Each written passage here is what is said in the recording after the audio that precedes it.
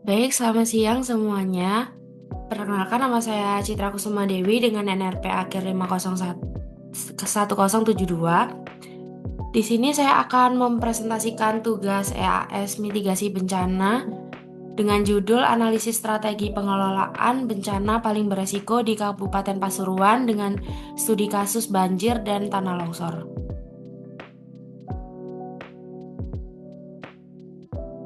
Nah, untuk profil wilayahnya sendiri, Kabupaten Pasuruan itu memiliki luas sekitar 1.474 km persegi dan terbagi menjadi tiga zona utama, yaitu wilayah utara berupa dataran rendah dan pesisir, wilayah tengah merupakan kawasan industri dan perkotaan, sedangkan wilayah selatan berupa pegunungan vulkanik aktif seperti Bromo, Arjuno, dan juga Welirang. Dan perbedaan kondisi geografis inilah yang menyebabkan jenis ancaman bencana yang berbeda pada setiap wilayah. Ini untuk kondisi kebencanaannya, jadi pada tahun 2025 tercatat 567 kejadian bencana di Kabupaten Pasuruan.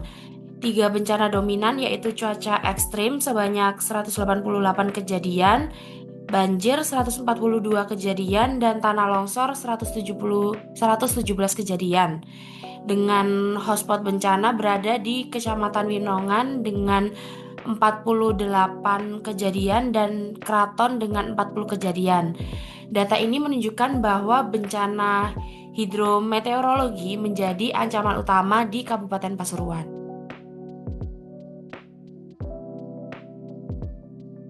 Nah, ini untuk tren resiko bencananya. Jadi, IRB Kabupaten Pasuruan ini mengalami penurunan sekitar 37% dari skor 214 menjadi 134,59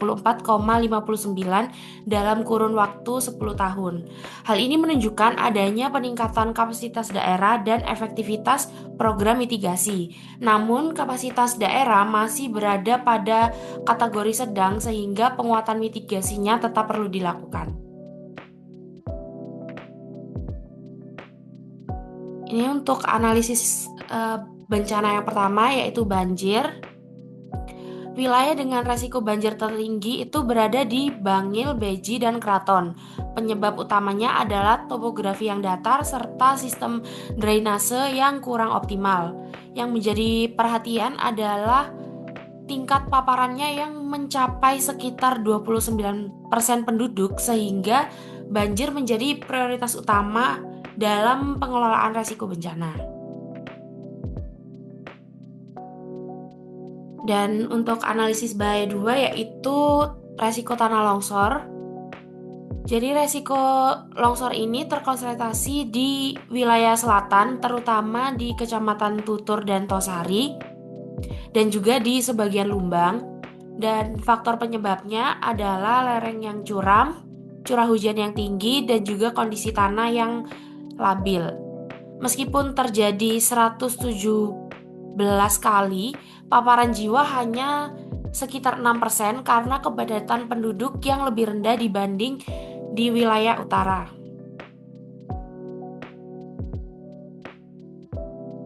Nah, ini untuk kajian kapasitas daerahnya.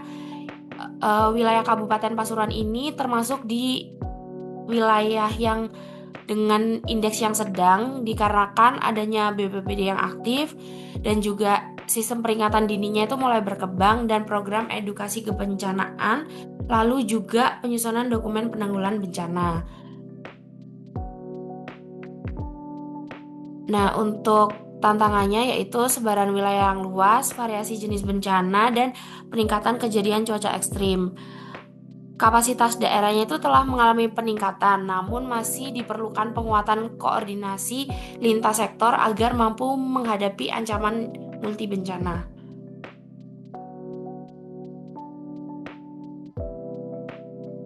Untuk strategi pengelolaan bencananya, untuk banjir, strategi yang direkomendasikan adalah normalisasi sungai, lalu juga pembangunan kolam retensi, dan juga perbaikan drainase. Lalu untuk longsor, strategi yang direkomendasikan adalah membuat terasaring lereng, pembangunan dinding penahan tanah, dan juga pemasangan sistem monitoring lereng. Selain itu juga diperlukan mitigasi non-struktural seperti desa tangguh bencana, simulasi rutin, dan integrasi tata ruang berbasis resiko. Untuk kesimpulannya yaitu Kabupaten Pasuruan ini memiliki resiko bencana yang berbeda secara geografis, yaitu banjir di wilayah utara dan juga longsor di wilayah selatan.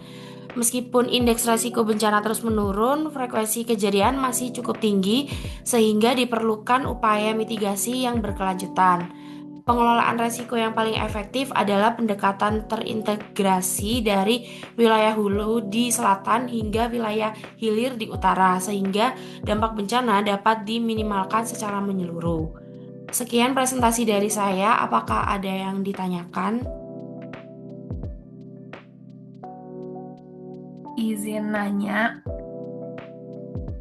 mengapa meskipun kejadian gempa bumi tercatat rendah, namun terdapat potensi paparan likuifaksi sebesar 17% di Pasuruan, dan juga apa sih hubungannya dengan kondisi geologi daerah yang didominasi batuan vulkanik muda dan juga endapan aluvial? Baik, izin menjawab. Jadi, likuifaksi itu sangat bergantung pada kondisi tanah. Dominasi sedimen aluvial di dataran rendah di sebelah utara dan juga endapan lahar atau piroklastik hasil material gunung api itu menciptakan lapisan tanah yang belum terakumulasi.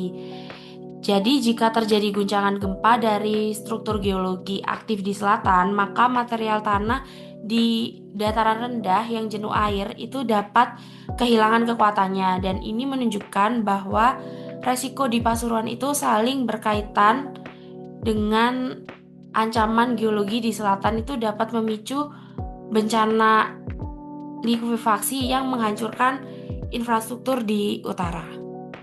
Apakah menjawab? Menjawab, terima kasih. Baik, sekian presentasi dari saya. Terima kasih.